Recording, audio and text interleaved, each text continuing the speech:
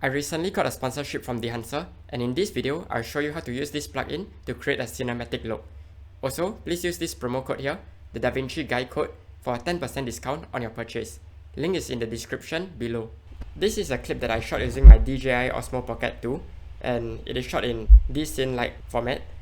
So first I'll go to my project settings, then I'll go to color management, and everything that I say today will be with regards to the PDF that is sent by Dehancer. So it's the official PDF. And we'll go to color management, then under color science, select Davinci YRGB color managed. Make sure that this is unchecked, automatic color management, and for color processing mode, choose custom. Check use separate color space and gamma, and for both input color space and timeline color space, on the left side this must be Davinci wide gamut, Davinci WG, and on the right side this is Davinci intermediate. So both of these are the same. Make sure your output color space are Rec 709, and once done, click save. I didn't change anything, so I'll cancel. Then I'll go to the color page, and I'll just add 2 nodes. So I'll search for Dehancer and drag it to the middle. So any node that comes before the Dehancer is supposed to be related to exposure and color, and to be honest, there's nothing that's supposed to be after Dehancer except for sharpening effects. So that is what I'm going to do. Let me just add one more node. So this would be for color, the second one. The first one would be for noise reduction, and the one after Dehancer would be for sharpening. So I'll click this, and I'll look at the effects controls. So under inputs, make sure your source is DVR/WG/intermediate. And alright, before anything, let's go to film grain and uncheck enabled, because the film grain effect is super strong. Then I'll go to monitor and click on clipping indication. Check this. This clipping indication will let you know if anything is clipped. So if I go to my expand and I change my black point, the blue parts indicate that the colors are clipped, and if I see, the white parts are clipped. So let me reset both of them. Alright, so the controls under the input are for the obvious technical issues of a source material. So let's say you shot this during a very bright day and it's too bright, you have to reduce the exposure, or if you shot it in the dark, then you might have to increase the exposure.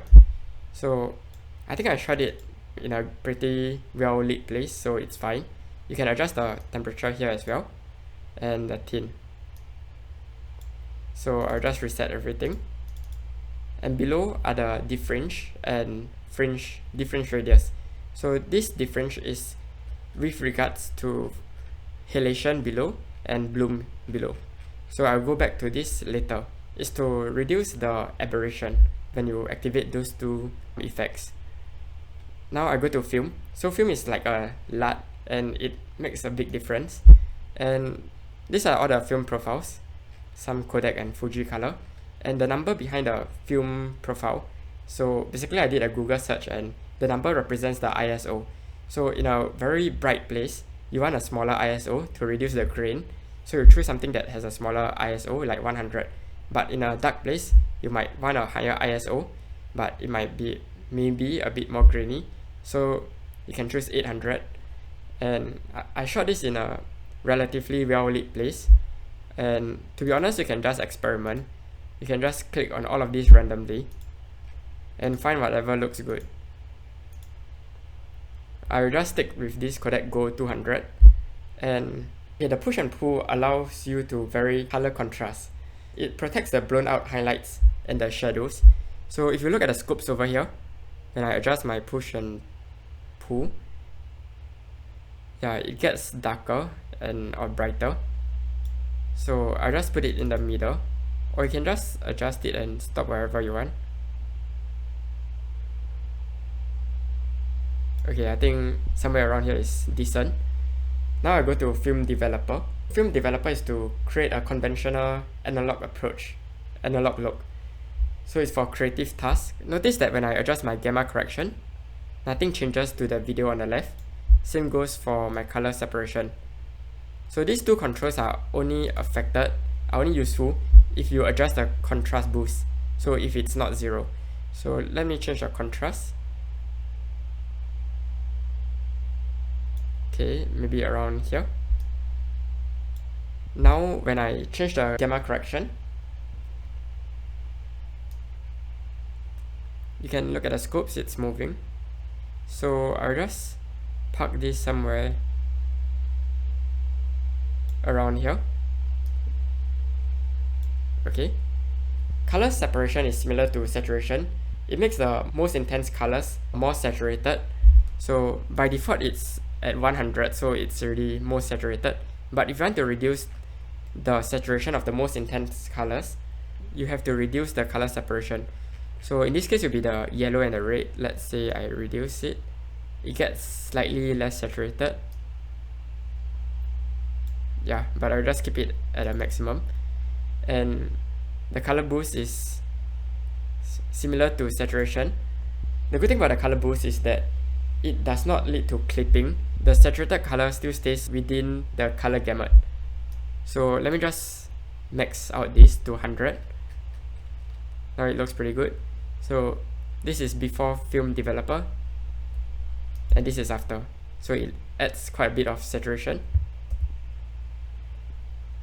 Now go to film compression. So film compression is to make something look more analog and to make it more flexible for future manipulation with exposure, contrast, and other things. Okay, the higher the impact value, the more the highlights are pushed towards the midtones. So you can look at the scope as I adjust. Okay, let me enable it. Look at the scopes as I adjust the impact. So if I increase the impact, it should get dimmer because the highlights are pushed towards the midtones. Whereas if I reduce, it should get brighter. I will just park it somewhere here. The higher the white point is, the more flat and great the highlights appear. So this would be like the white point, the sky over here. And let me adjust the white point.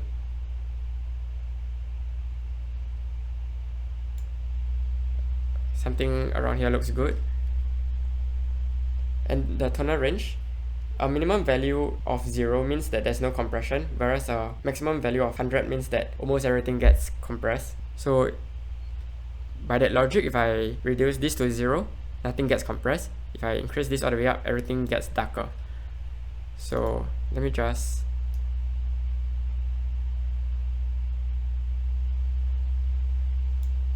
okay, this looks decent.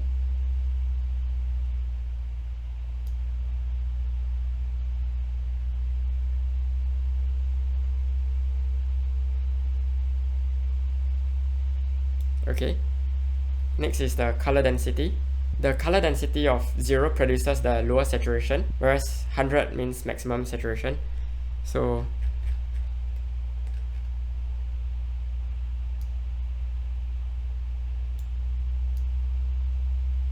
yeah, if you look at the sky over here, the orange parts, if I max out, it gets more orange. Let me zoom out.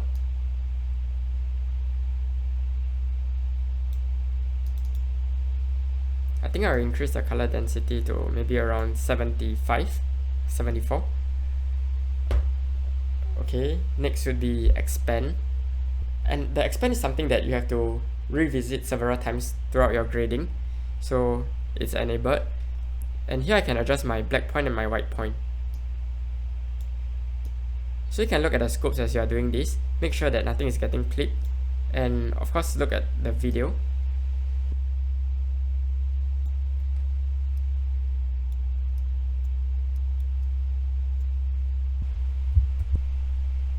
Okay, this looks pretty good to me. Maybe for the white point, drag it down here.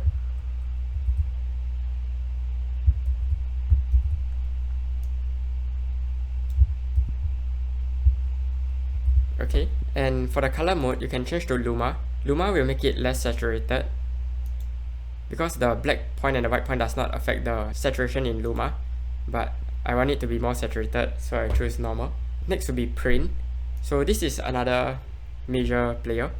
So there are a lot of people who use codec 2383 because it looks pretty good, but you can experiment with others like glossy paper and 3513 print film log.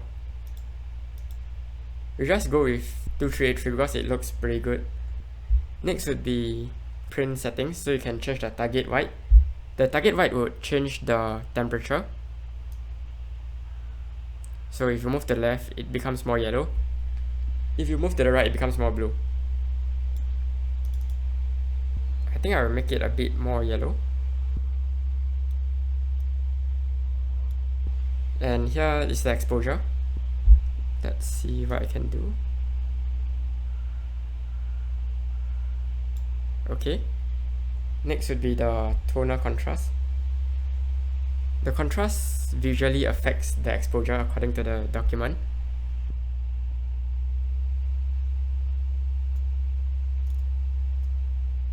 Let me just park it around here.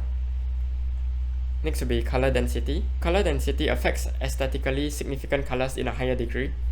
So let's zoom in a lot.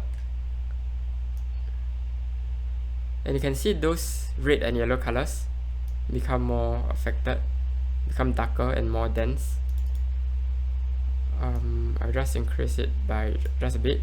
There's this checkbox here beside analog range limiter, so you can select it and see the difference. Selecting analog range limiters makes the image softer and improve the detail at the extremes of the toner range. So I mean, it looks pretty good. I'll just keep it checked. Another major player would be the next one, color head.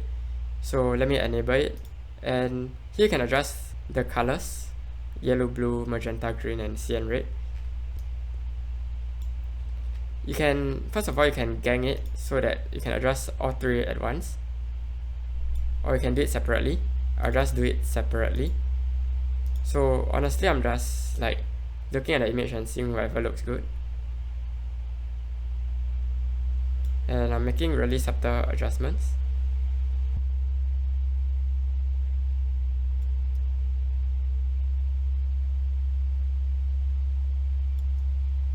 Okay, next will be the shadows, midtones, and highlights tones. So you can control the color temperature separately within 3 equal ranges, which is these 3 over here: shadows, midtones, and highlights. So yeah, you just meddle with this and just pack it at wherever feels good.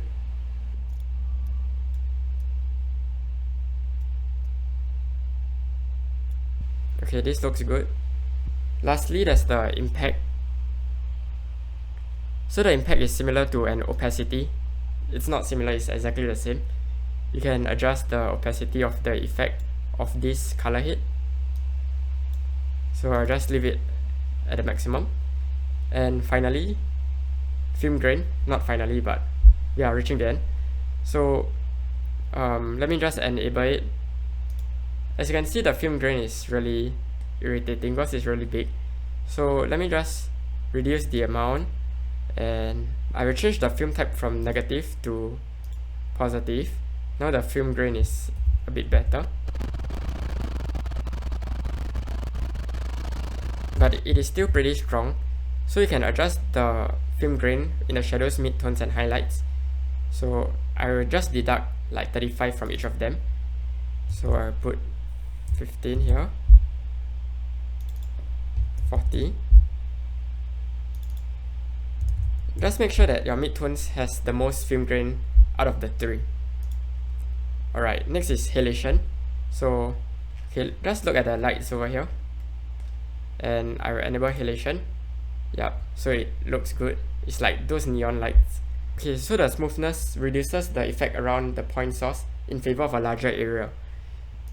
Yeah, look at the lights over here as I adjust the smoothness. I'll park it around here, and this is the diffusion. I'll just leave it at the default place, and to be honest, I'll just leave everything at the default place. You can amplify it to make it stronger or weaker, but yeah, I'll leave it at default. And Bloom and halation comes hand in hand according to the document. And it kind of makes sense because bloom makes the bright place shine. It's something like a glow effect. So this is before bloom, this is after. Yeah, looks good. And now I'll go back all the way to the front, and for the difference, I'll select it. Yeah, and look at the bright parts here. So difference only affects halation and bloom. Yeah, so I just keep it on. And after that is vignette. So you can select vignette, but I don't really want it. And after that is film breadth and gate width. And these two are not really important in my opinion, unless you want to make it look really like something that's shot using a real Kodak camera. Gate width is for it to have a camera shake effect, and film breadth is for it to have some change in saturation. It's to simulate imperfection. Next will be the output and LUT generator, so you can create your own LUT using this. For the first node, I will add some noise reduction, so I'll click on this, then I'll choose 3 frames, better, maybe 6.6 and 3.8, and at the end I'll add a little bit of sharpening, 0.48, and here you can do some color change, like some contrast, or change this, but I'm not going to change this. Maybe I'll just add a bit of contrast. Yeah, now I'm done, and this is how it looks like before and after. So after, before, after, before, after. It looks pretty good, but it's really laggy, so I render this out first and show you. Anyway, I have a LUT for this DJI Osmo Pocket 2 for scene like. So let's compare the difference between the LUT and Dehancer. So let me drag this over, and here I'll just add a simple LUT. So this scene like, and honestly I've been using this scene like LUT for a while because I think it was pretty good, but Dehancer is clearly superior in terms of cinematics. I will press the D to deactivate the top. The top is the one with the LUT. So this is the LUT, and this is Dehancer. This is the LUT. This is Dehancer. This is the LUT. This is Dehancer. So it's obvious which one is better.